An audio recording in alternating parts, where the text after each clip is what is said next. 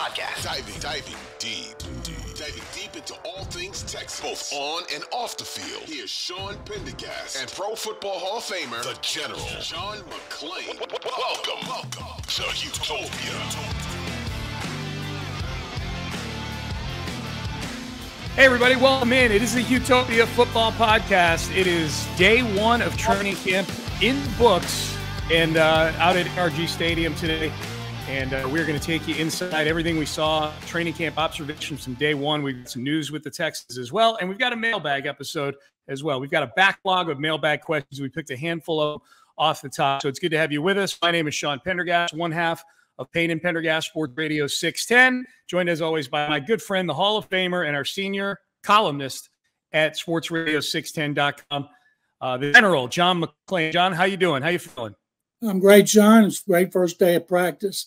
Always great to go out, watch players on the field for the first time at training camp, even though they took it very easy, no pads according to league rules.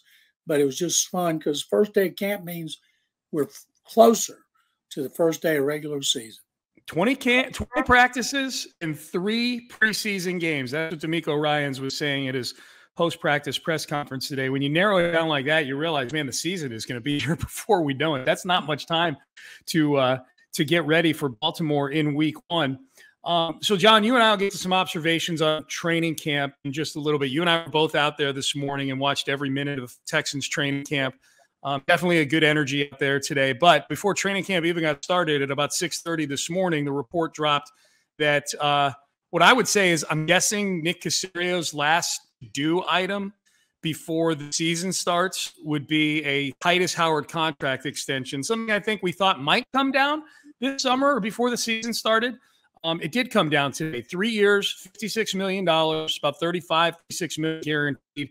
A nice deal for the former first-round pick of the Houston Texans, Tytus Howard.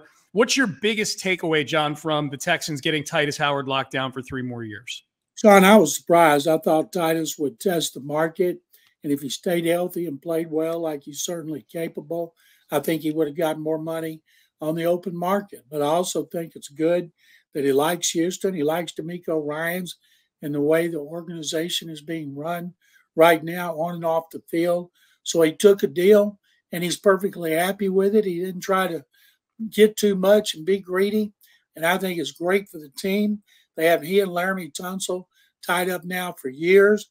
That's good news for rookie quarterback C.J. Stroud and the running game with Damian Pierce and Devin Singletary. Yeah, absolutely. John, I think even independent of who the quarterback is or what experience level the quarterback is, the strategy of building this offensive line the way that they have, especially if you think about the Bill O'Brien era and once Dwayne Brown was holding out and he got traded, kind of how much disarray the offensive line was in for a few years, even with a good football team, even with 2 teams that won back-to-back division championships, their offensive line always seemed to be in a state of flux. And this is as solidified an offensive line for the Texans as I can remember since the heyday of the Gary Kubiak era 10 years ago. Left to right, they've got all these guys under team control now for at a minimum 3 seasons, some of them 4 seasons. In the case of Kenyon Green, he's got a first round contract. Now, Kenyon Green needs to get better at playing football. We'll talk about him in the observations in just a minute. But I guess to bring it back to C.J. Stroud for a second, John, just how critical is it for C.J. Stroud now that not only do you have an offensive line that has some good players on it, but there's going to be continuity on that offensive line, presumably for the next several years? Now they need to have continuity of their coaching staff. Chris Strausser's a 4th-line coach in 4 years, which is ridiculous when you're trying to develop a line with cohesiveness and chemistry, and hopefully he'll do a good job like he did in Indianapolis, and he will have that stability that they've lacked. Yeah.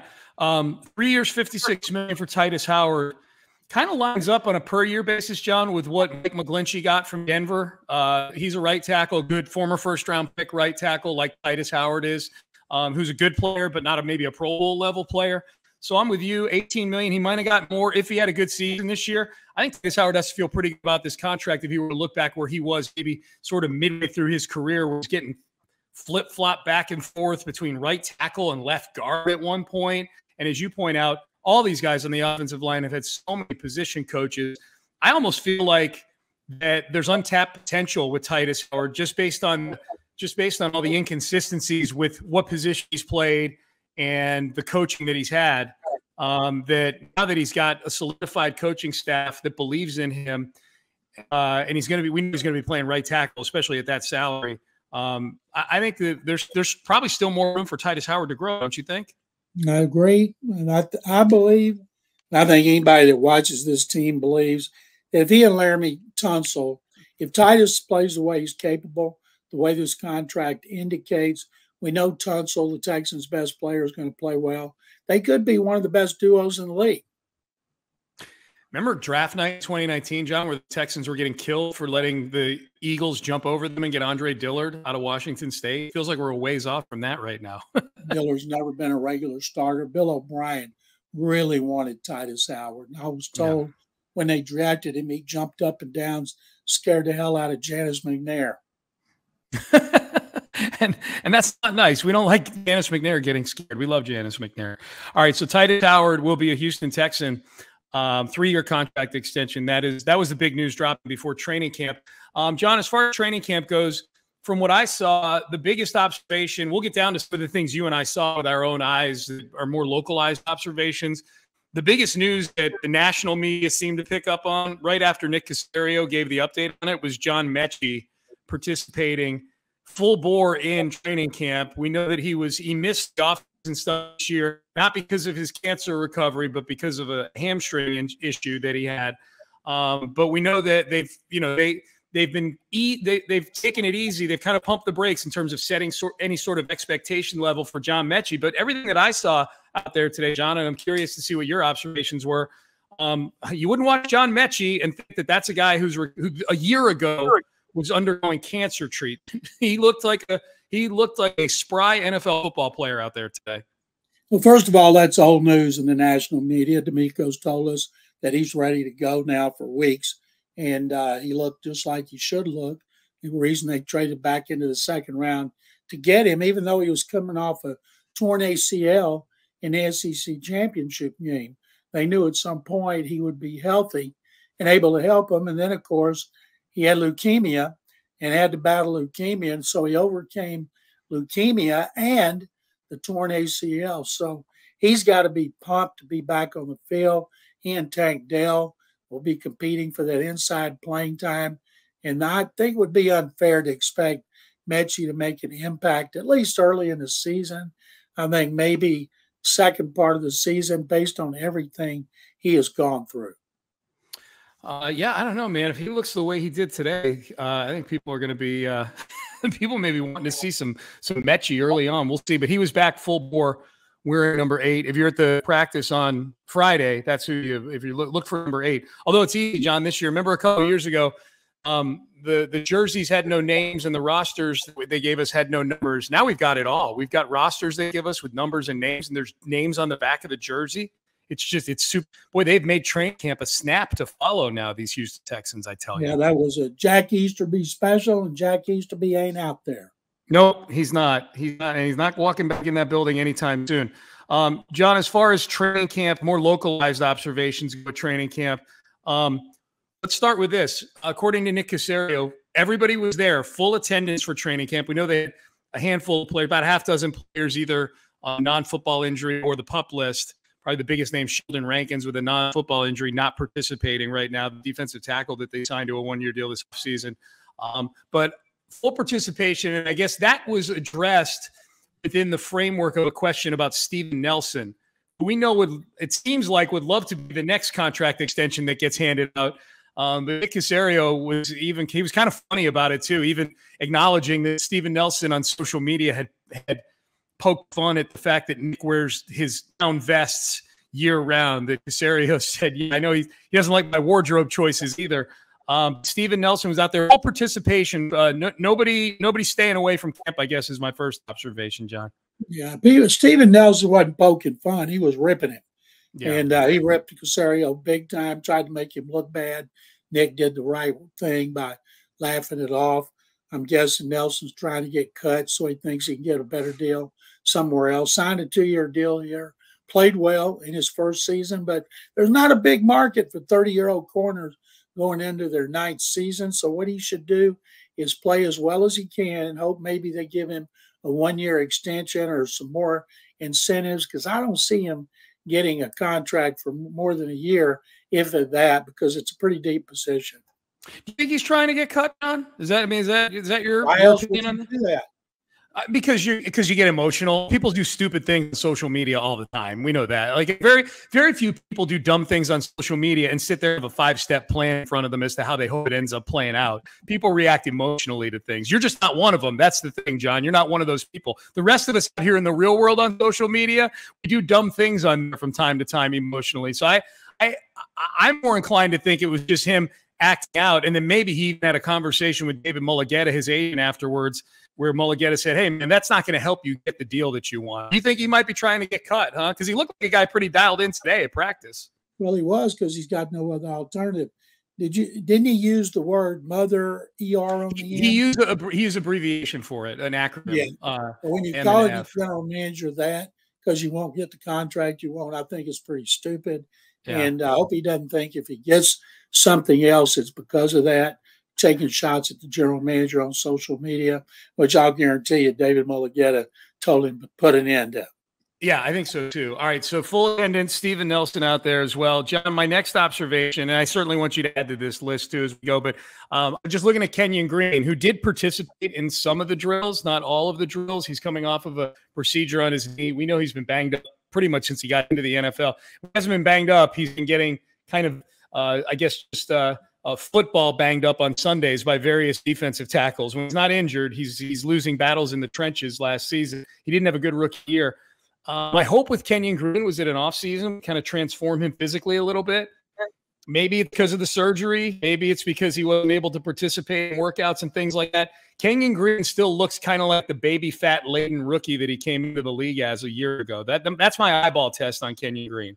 When you have a knee injury, you can work out certain parts of your body, but so much of what you do is based as an offensive lineman, especially guard, when you're going to fire off the balls based on your butt and your legs. And if you got a knee injury, it's hard to work on that. But the key with him is he isn't physically unable to perform like some other players, including Charlie Heck, the third tackle. Charlie had knee surgery as well. Didn't participate in the off-season program. But seeing Green out there doing anything is a positive, because they need him to take that big leap in his second season and become a player who was worth being the 15th overall pick last year. I hope, man.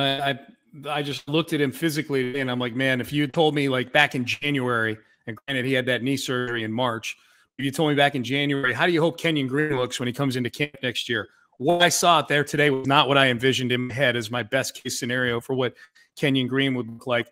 My guess is, John, a lot of people listening to this podcast wonder, hey, how did CJ Stroud look out there at training camp today? He did have some nice throws. He had a deep one to Nico Collins that he dropped in the bucket. Nico beat Derek Stingley Jr. in man coverage. This I'll say about CJ, without getting too deep, because a lot of it was just kind of, there was some 7-on-7 stuff out there, but it's shell, it's jerseys and helmets and shorts right now. As far as the work that he's getting and who he's getting with, he definitely appears to be getting on track to be number one type work. And what I compare that to is at the Greenbrier in 2017, when Deshaun Watson was a rookie, he seemed to clearly be working with the second unit. Whereas CJ today, he seemed to be getting mixed and matched in with a lot of guys who you would consider top of the depth chart sort of guys. Yeah, they still haven't. They're going out of their way so that we don't see that he's going to be the number one quarterback. And I think that's more for him and his teammates, to where they want him to seize that job based on what he does on the field. And I'm sure at some point he will. I don't think it's going to be anytime soon. I predicted before, I think it'll be after the joint practices before the last preseason game, maybe before that. But it's going to be asked of DeMeco Ryans every day about the starting quarterback job, and he'll say the same thing. Those things play themselves out and take care of themselves. But he throws a really pretty pass. He does. And he's hit a lot of them. The problem is not his passing. We know he can throw the ball. Problem's going to be adjusting to tighter windows, making quicker decisions, and being able to adjust on the fly. And you're not going to know that really till they get to Baltimore, because they're not going to see any kind of coverages on those preseason games that's going to reveal what he's going to face when the season starts. He had a couple overthrows, John, where a few of us that were kind of standing in that media area there were looking at each other like, yeah, CJ, you need to realize you ain't throwing it to Jackson Smith and Jigba anymore. You know, you're not throwing it to Garrett Wilson anymore. That's 82 Sims that is right there. A little number 14. That you're not throwing to these same guys that have been a slew of first round picks in Buckeye land anymore. Oddly enough, he's going to have to adjust with this team to having lesser receivers than he had at Ohio State the last 2 years. Absolutely will. It's crazy. That is crazy. Any other Stroud observations, John, other than what we just talked about there? No, not really. I spend most of my time talking to other media people. Every once in a while, I'll look up because there's a long way to go in training camp and preseason. I'll get fired up about practice when they have those joint practices and they can beat the hell out of each other. Okay, there you go. I guess my one other observation, it looked like Jonathan Joseph and Derek Stingley Jr. were kind of attached at the hip. I like seeing that, right? Yeah, I'm not so sure J. Joe couldn't get a lot of playing time on this team. And I think that's great that they brought him in on the Bill Walsh Diversity Program, and because he can help Stingley. He can help all those guys because no doubt played so long, and hopefully they'll listen to him. Was that a shot at the cornerback room or a compliment for Jonathan Joseph, John? Compliment for J. Joe, who is one of the best players in franchise history. Okay, gotcha. Because I think this cornerback room, I mean, you and I will break down the positions at some point down the road, but once they kind of narrow down a little bit. But overall, I like the top tier is cornerback room with Stingley and Nelson and King and Shaquille Griffin. I think that's a pretty solid NFL cornerback room. Don't you agree? Well, it depends. Stingley hadn't proved he can be healthy since his first year at LSU. Okay. Desmond King played as well as he could play, and Nelson played as well as he could play, but he's unhappy. Shaquille Griffin wasn't wanted. Tavier Thomas is the one that played his position better than any of them. Jimmy Ward was playing in the slot. He don't want to play in the slot anymore. He's a safety. No. So Tavier Thomas has got to be the slot corner because he was one of the highest rated in the NFL.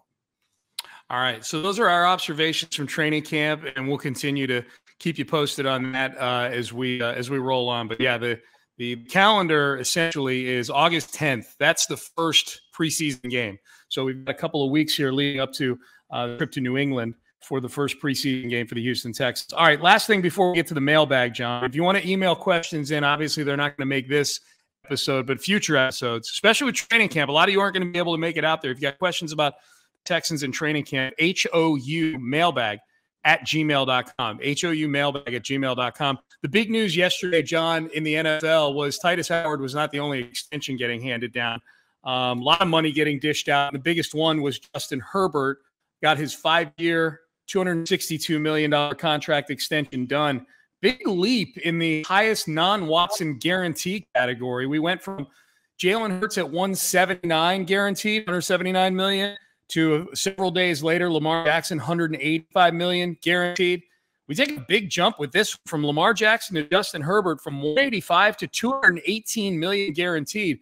John, we may get to Deshaun Watson's 230 with Joe Burrow whenever he signs his deal. That's a big jump in guaranteed money for the non-Watson category. And I don't know if that's fully guaranteed. I think it's just against injury. You know, the full guarantee is when if I tell people if you die tomorrow, do your heirs get every single penny of your money? But it's great. It's great for Joe Burrow, but I don't think Burrows will hit that. I think Burrow will have to come up just short. And Patrick Mahomes, his new deal, when they redo it, he'll be the next one fully guaranteed, who's more than Deshaun Watson. Okay, so you got Mahomes in the who passes Deshaun Watson pool, huh? Okay. Absolutely, because he's underpaid right now. No doubt. I think Mahomes is right there in line with guys getting deals done. My prediction, Burrow gets $500,000 more than Deshaun Watson. I think Burrow makes the leap. He gets $230.5 million guaranteed. Good for him. I hope he does, because he certainly earned it, and Deshaun is not. Nor has Justin Herbert, if we're being honest with ourselves. Like, Justin Herbert doesn't want to play. Deshaun's won a playoff game. Justin Herbert's caught up a 27-0 lead in a playoff game for the Jags. He has one win more than he has one. His record, I think, is 25-24. Yeah. John, you said something funny there about these guarantees a moment ago, and I get what you're saying. Like, what did we say Herbert is getting? He's getting $218 million guaranteed, something like that. And you said you never know what they are. Is it guaranteed for injury or is it fully guaranteed? Skill, injury, total guarantee, like Watson's. Right, total guarantee. And when you were saying, do your heirs get money if you pass away? Like, that would imply that's a full guarantee. Like, you get somebody gets every penny. Okay, this is what I would say to you, John. Is death not considered an injury? And sorry, it's only guaranteed for injury, not death. Sorry. Real injury and death, yeah. Yeah. If I were Justin Herbert's family and he suffered something that that put him near death, I would keep him life support for as long as it took to get the game. He's injured. See? And then I'd pull the plug right after that. As soon as I saw the electronic transfer of the $218 million hit my account, I'd say, no, you can unplug him now. We just needed the guarantee because of injury. We don't need him to die. Okay.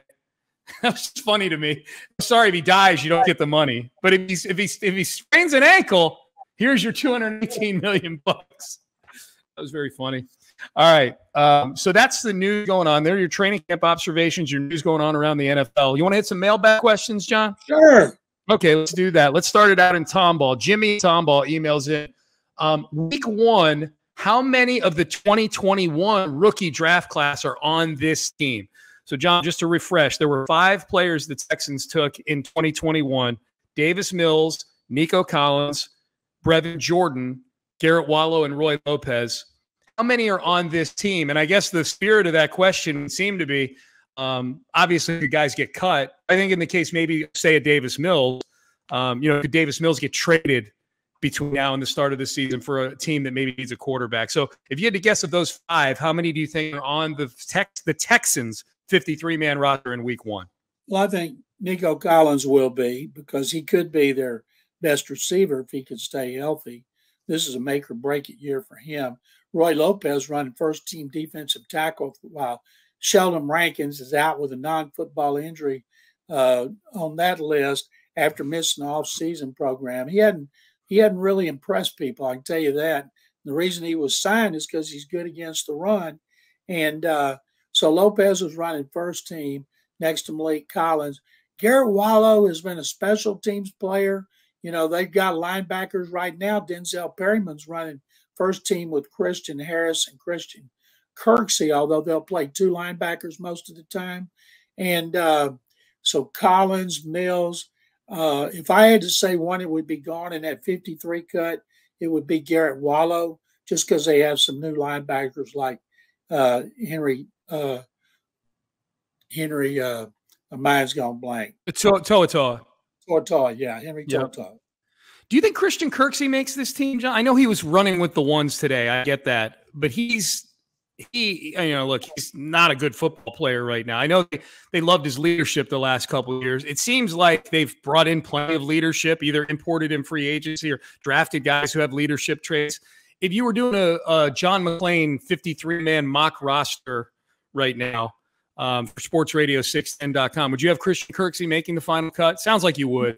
Perryman and Toa would be the 2 middle linebackers, and then Christian Harris would be 1 outside. I think it would come down to, you keep a young, cheap guy like Garrett Wallow who plays on all the special teams, or do you keep Kirksey, a veteran who might not play but 30% of the time? Yeah, I would keep. I'll say no. I'm with you. Yeah, I'm with you. Okay, I got you. Yeah, you were just pointing out that he was running with the ones. I guess you weren't necessarily saying he should be. Brevin Jordan, where are we on Brevin Jordan, John? Do you think he makes it? We know they signed Dalton Schultz.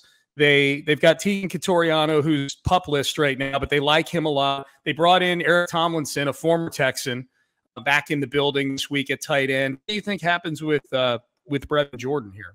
Jordan's never going to make the team because of his blocking. Yeah, he's like a fullback or a big wide receiver.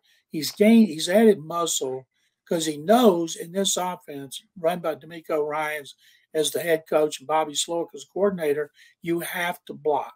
You have to give the effort. And he's willing to give the effort. But this is make or break for him. Third training camp. And he's fortunate. You know, Tomlinson's a big guy, 6'6". He's like Toriano, 6'6", 260. Those guys take up space. Brevin Jordan, you know, he's going to be one of those, I think, on the bubble. Yeah, and he's been inconsistent catching the football too. Not a good blocker. You got to be able to catch the football. He's been inconsistent in his career catching the football. All right, next question. Harold, not a good. No, that is not a recipe to stay in the NFL on a team with this offense for sure. Harold in the Galleria, have you guys begun to formulate your hashtag collapse for Caleb power rankings?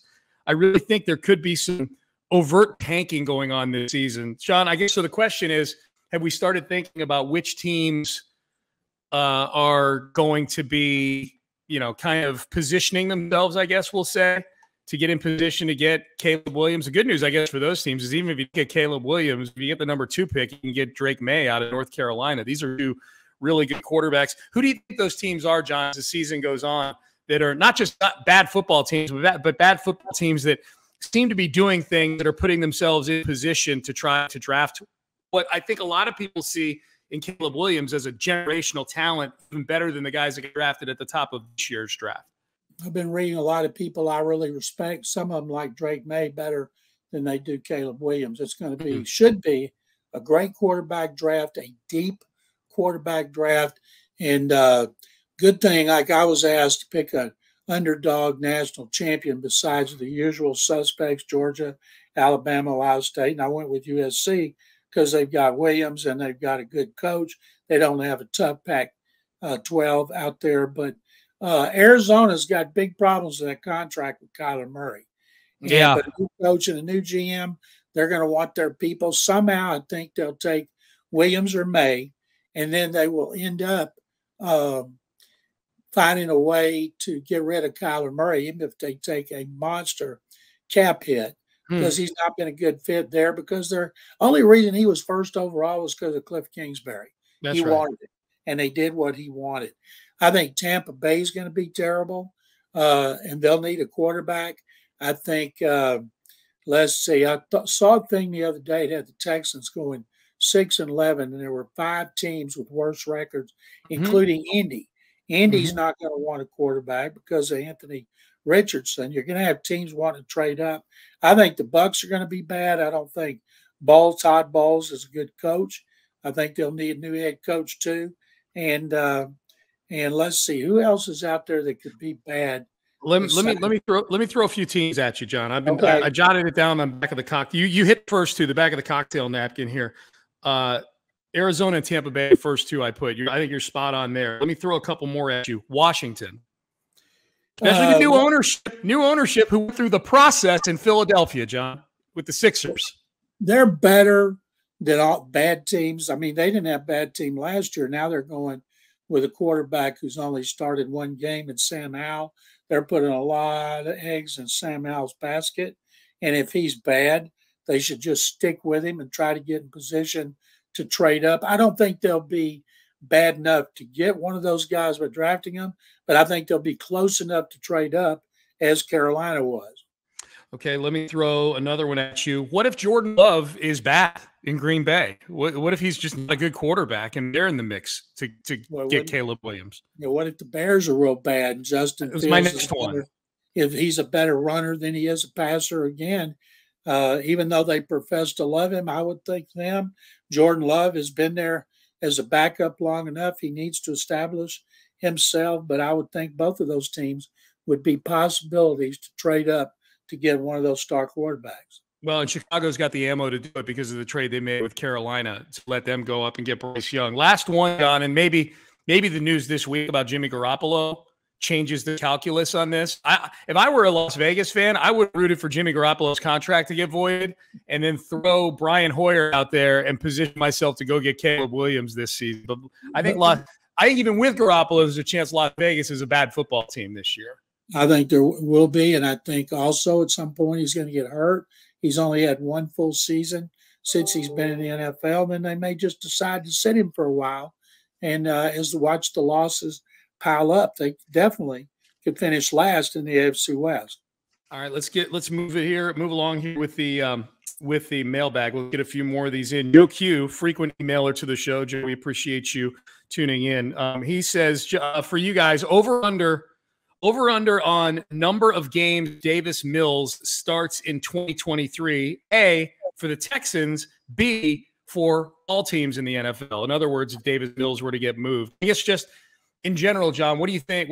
Let's do the Texans one first, because we don't know what the trade. Trading Mills is a super hypothetical thing. But if you were to guess how many games Davis Mills were to start for the Texans this year, injury the only thing that gets Davis Mills into this lineup here? Do you think if C.J. Stroud is struggling a month into the season, do they do with him what they did to Davis Mills these last couple of years and let him watch from the sidelines? I think they would, and then put him back in. So I'll say Mills could start 2 or 3 games. Okay, we'll put it at 2.5, Joe. How's that? We'll do that. Joe also asked, John, I think it's a good question for you because you've been watching football longer than I have and a lot of people listening have. But asking about the running backs and the workload, why the workload has really seemed to tax running backs of this day and age. He says, is it simple analytics or the result of linebackers being so much bigger? Does that factor in on the odometer? Guys like Barry Sanders, Thurman Thomas, and Walter Payton were all elite, far, far beyond what today would be a rookie contract, and they got as many or more carries than today's backs. It is an interesting thing, John. It does seem like, for whatever reason, back when the NFL was a whole lot more hard-hitting, that the elite backs had a durability factor, at least an ability to avoid injury, that today's running backs don't seem to have. It seems like age 27, 28, they fall off a cliff, and that's why we see the likes of Saquon Barkley and Josh Jacobs getting handled the way that they do. I think it's like pitching in baseball. Guys approach 200 innings, the fans, the manager, the general manager freak out. Oh, my God, he's almost at 200 innings. Hunter Brown's at 75 innings. He's never pitched this much. I think that's just the way the game is played today, and a lot of it has to do with analytics and that there's a lot of talent. And I don't think that football will go back to it unless, say, a quarterback goes down and a running back steps up. Like, say, Texans had to play Davis Mills and Dameon Pierce ran for 1,500 yards and they won 10 games and won to the playoffs. One more year. He's going to get an extension after 3, probably of 2 or 3 more years, which would take him into his 6th season. But I think that's the only way.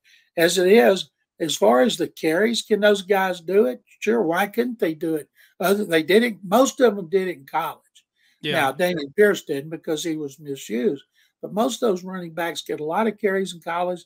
Then they come in the NFL, and it's like they can't do it anymore. A lot of it, I still think it goes back to analytics instead of common sense. Yeah, I hear you. All right, next one, Chris in the ATL. Based on all the positive takes on C.J. Stroud from inside and outside the organization, if he's not named the starting QB in game 1, should we be concerned? Should people be concerned, John, if C.J. Stroud is backing either Keenan Davis in week 1? Sean, I'm not going to be concerned about anything as him as a rookie because I've seen too many rookies struggle. Peyton Manning was awful as a rookie. And so I think if he doesn't, it might be because they want to send Davis Mills to hostile territory to play Baltimore, but they've been killed by Baltimore before with veteran quarterbacks. And I think Stroud needs to play in that game. He needs to go in a hostile environment. So what if there's 70,000 fans? That'd be a small crowd in the Big Ten.